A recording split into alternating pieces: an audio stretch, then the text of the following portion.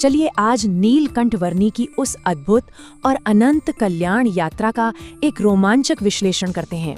जरा सोचिए, क्या ये सिर्फ एक शारीरिक यात्रा थी या फिर आत्यंतिक कल्याण का कोई बहुत बड़ा मिशन? अयोध्या से शुरू होकर हिमालय और दक्षिण भारत तक ये यात्रा पूरे उपमहाद्वीप में फैली हुई थी। इस पूरी यात्रा का असली लक्ष्य था सच्चे मुमुक्षुओं को खोजना और उन्हें मोक्ष के मार्ग पर ले जाना। अब सेवक राम को ही देखिए, 1000 सोने की मोहरें थीं, फिर भी गंभीर बीमार पड़ गए। नीलकंठ ने महीनों उनकी निस्वार्थ सेवा की, भारी सामान उठाया, लेकिन सेवक राम वो तो घोर स्वार्थी निकले।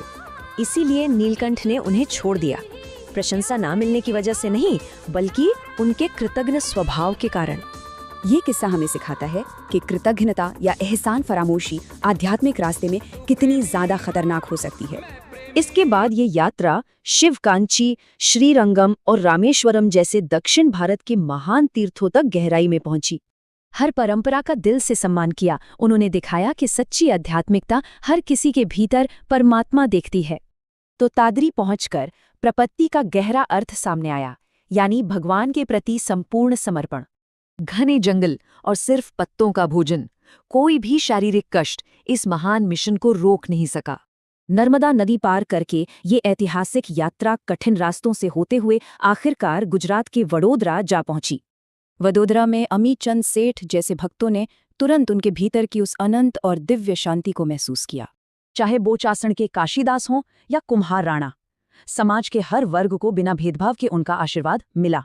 सौराष्ट्र के लोढ़वा गांव में उनकी मुलाकात लखूबाई नाम की एक महाज्ञानी तपस्विनी से हुई। बड़ी रोचक कहानी है। लखूबाई ने अपार भक्ति तो दिखाई, लेकिन इतने ज्ञान के बावजूद उनमें गहरी सांसारिक आसक्ति छिपी थी। जब नीलकंठ ने वरदान मांगने को कहा तो उनका जवाब था, मेरे बेटे और भैंस को अमर कर दो। सोचने वाली बात है, इतना विशाल आध्यात्मिक ज्ञान और ऐसी अंधी सांसारिक आसक्ति, ये दोनों एक साथ कैसे?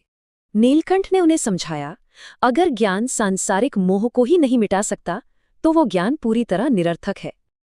अपनी गंभीर भूल का एहसास होते ही लखूबाई की आंखें खुल गईं और उन्होंने सच्ची मुक्ति की प्रार्थना की। पवित्र गिरनार पर्वतों से होते हुए 7 साल की ये लंबी यात्रा आखिरकार लोज गांव में आकर पूरी हुई। लोज पहुंचना शारीरिक यात्रा का अंत तो था, लेकिन सच कहें तो ये एक नए दिव्य अध्याय की शुरुआत थी। जरा सोचिए, 7 साल की इस कल्याण यात्रा की आध्यात्मिक विरासत आज भी कितनों का जीवन बदल रही होगी।